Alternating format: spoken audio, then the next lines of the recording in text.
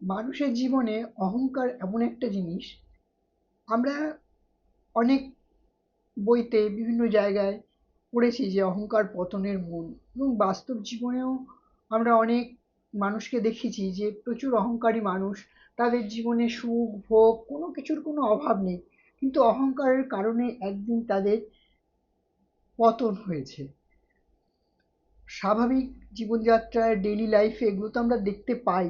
এছাড়া মহাকাব্যেও এর অনেক রকম উদাহরণ রয়েছে, অনেক রকম গল্প রয়েছে। তো আমি সেরকমই একটা গল্প বলছি। আমরা জানি রাবণ এবং রামের মধ্যে যে যুদ্ধ হয়েছিল তাতে রাবণ পরাজিত হয় এবং রাবণকে নিধন করেন ভয়ং স্বয়ং ভগবান রাম। কিন্তু রামের কাছে ওনার মৃত্যু হয়েছিল, যুদ্ধে পরাজিত হয়েছিল, কিন্তু এর আগেও অনেকবার এই অহংকারের কারণে রাবণ বিভিন্ন জায়গায় পরাজিত হয়েছে। বালির কাছে পরাজিত হয়েছিল, সহস্রহাত অর্জুনের কাছে পরাজিত হয়েছিল।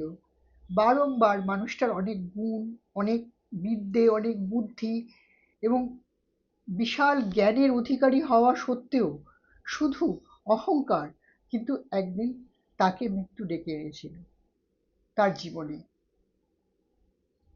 সে মহাজ্ঞানী, মহাবুদ্ধিমান এবং ভক্ত, মহাভক্ত বলতে পারেন রাবণকে। তা সত্ত্বেও শুধু, আমরা বলি না এক বালতি দুধে এক ফোঁটা চোনা, সেই মানে আমাদের সাধারণ ভাষায় আর কি, সেই সামান্য অহংকার কিন্তু খুব যে বড় কিছু তা না, ওই ছোট্ট একটা অহংকার একটা মানুষের বৃহৎ ব্যক্তিত্ব তাকেও ধ্বংস করে দিতে পারে এবং তার জীবন নাশও হতে পারে।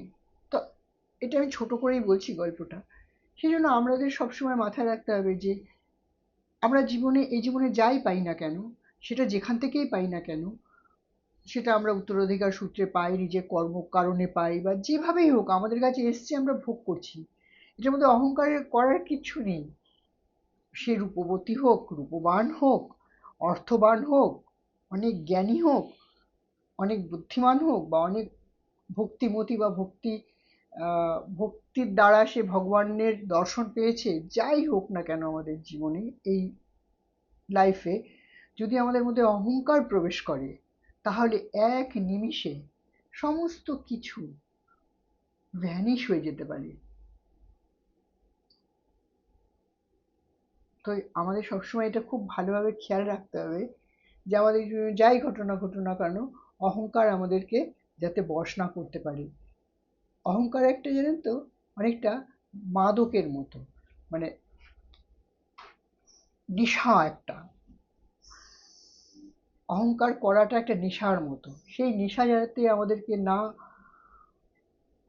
হাবি করে ফেলতে পারে সেই দিকে মন সবসময় রাখা দরকার। এবং তার সাথে একটা জিনিস ভাবা দরকার যে আমরা যদি ঈশ্বরে মন নিবিষ্ট করে রাখি এবং গ্রাউন্ডে মাথা রেখে চলি, তাহলে আমাদের কিন্তু এই অহংকার পতনের মূল, এই কথাটা সর্বক্ষণ যদি মাথায় রাখি, তাহলে কিন্তু আর সেই রকম ভাবে আমাদের এই অহংকার রূপী শয়তান আমাদের মাথায় বাসা বাঁধতে পারে না। ভালো থাকবেন, আবার একটা অন্য ভিডিও নিয়ে আসবো।